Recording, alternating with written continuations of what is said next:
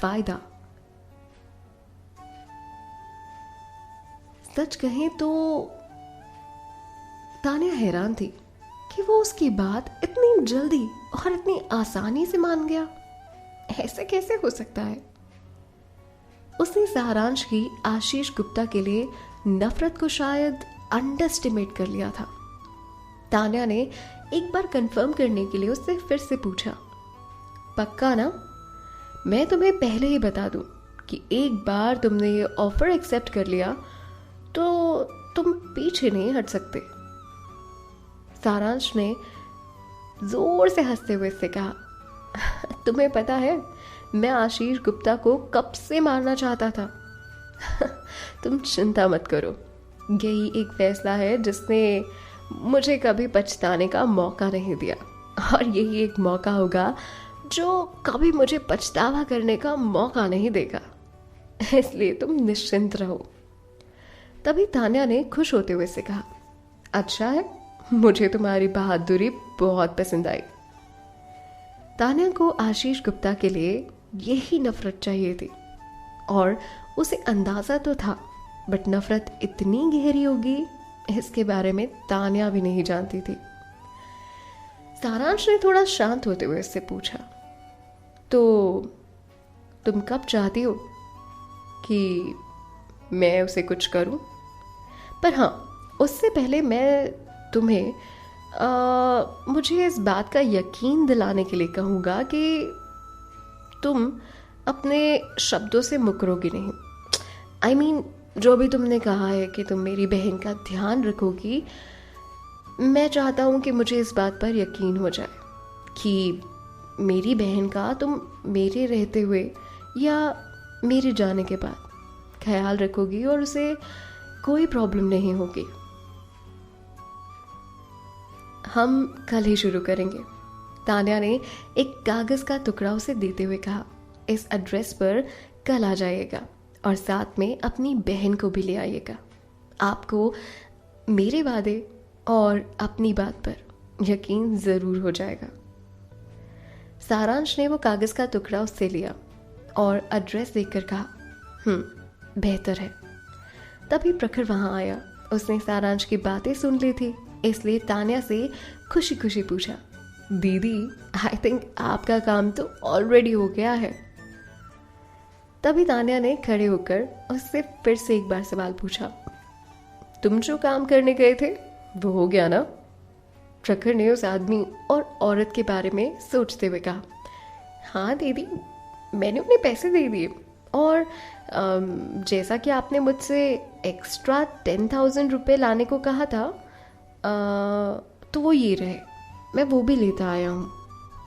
तभी तान्या ने उससे पैसे लिए और उसे पास में टेबल पर रखते हुए सारांश से कहा, ये तुम्हारे लिए है, हम कल तुम्हारा इंतजार करेंगे।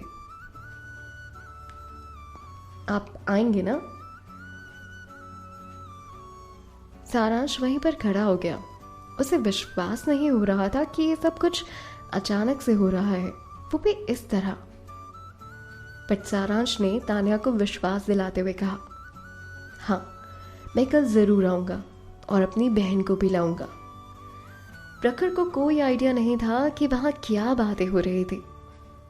जब उसने गुस्से वाले सारांश का चेहरा देखा तो उसे मजाक करते हुए उसके कंधे पर हाथ रखकर मुस्कुराते हुए कहा, भाई, इतना गुस्सा क्यों हो रहे हो?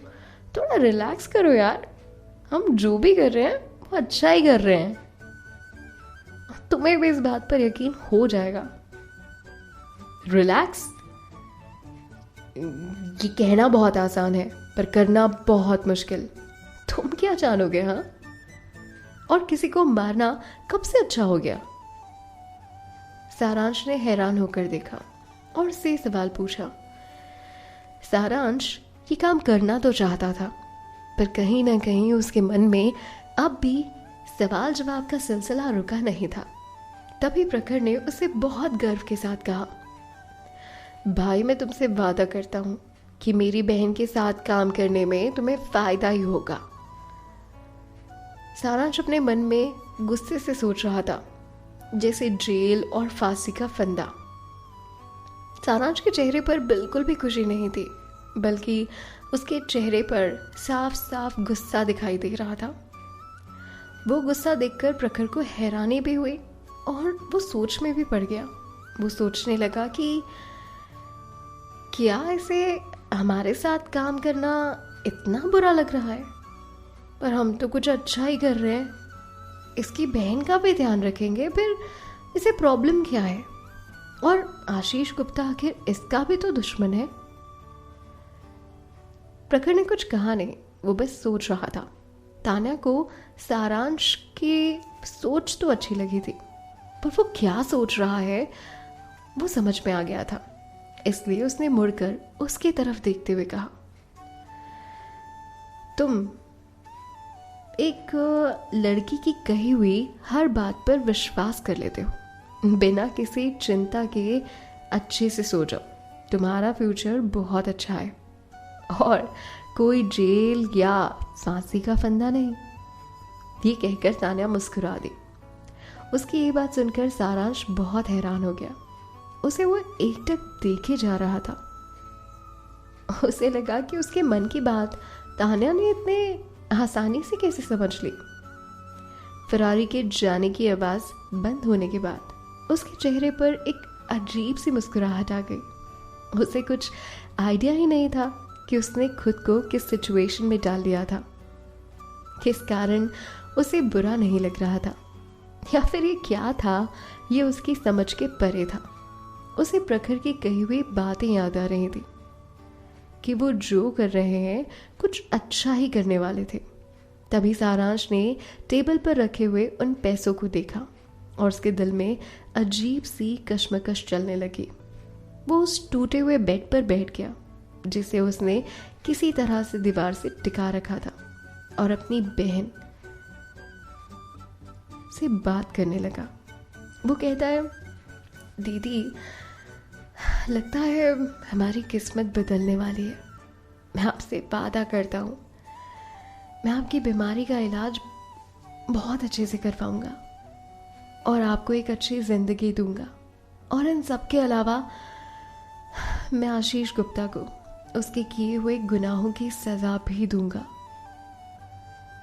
जब सारांश ने आशीष गुप्ता का नाम लिया तो एक अजीब सा गुस्सा उसकी बहन की आंखों में दिखाई दे रहा था, जैसे वो सब समझ रही हो, उसे सब याद आ गया हो। इस कश्मकश में रात बीत गई। दूसरे दिन सुबह सारांश अपनी बहन अदिति के साथ आहूजा हवेली पहुंच गया, जैसा उसने तान्या से प्रॉमिस किया था। उसके पास जो कुछ भी थोड़ा बहुत सामान था, अपने साथ 2 पुराने सूटकेस में लेकर वो वहां पहुंच चुका था। प्रखर सारांश को एक बहुत अच्छा इंसान मानता था। उसने उसका स्वागत पूरे दिल से किया। चाचा को भी उनके घर पर आने में से बहुत खुशी हो रही थी, उन्हें अच्छा लग रहा था, इसलिए उन्होंने भी उसका स्वागत खुले दिल से किया। उन्हें ये आइडिया तो था कि ये सब लोग मिलकर कुछ बड़ा करने वाले हैं, पर उन्हें पूरा यकीन नहीं था, इसलिए उन्होंने उनकी जासूसी करने के बजाय उनको अकेले छोड़ देना ही सही समझा। तान्या ने उनके लिए एक अलग सा रूम तैयार करवाया था।